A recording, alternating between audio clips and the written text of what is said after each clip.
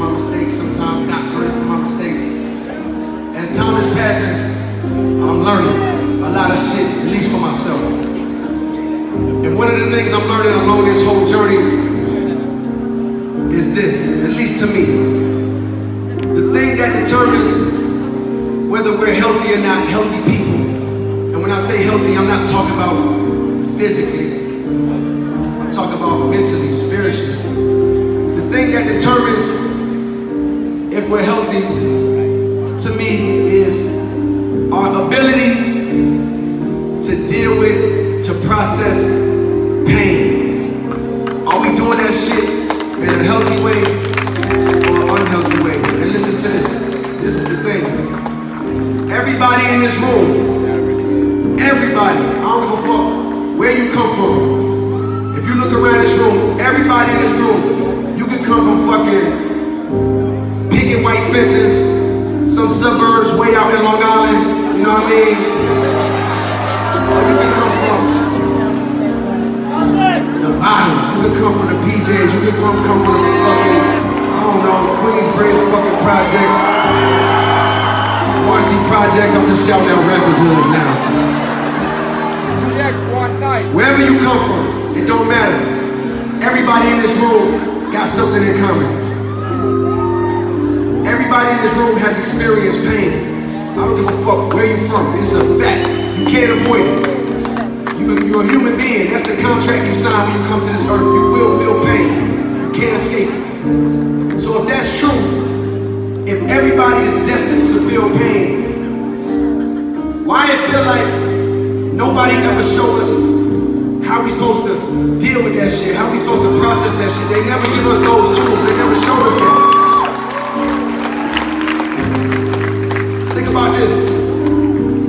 The second you see a baby crying, what's your first reaction, your first response? What's the first thing we do?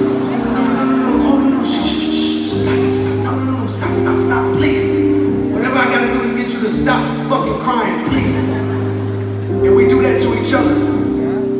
This is what ends up happening. As we grow up, you see some traumatic shit. Maybe your mother's on drugs, maybe your father ain't around, pain. Maybe you see somebody get shot, stabbed, pain. Maybe somebody put their hands on you, touched you, pain. Or maybe it's a more subtle pain that grows over time.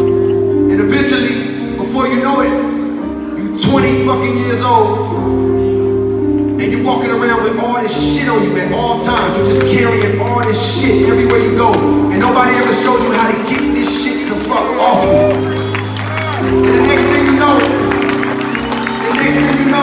you 30 years old, and you're walking around with all this shit, even more shit, because now you've been through your 20s, you've been through more pain, now you got more shit. Walking around with it every day, and nobody ever showed you how to get it the fuck off you.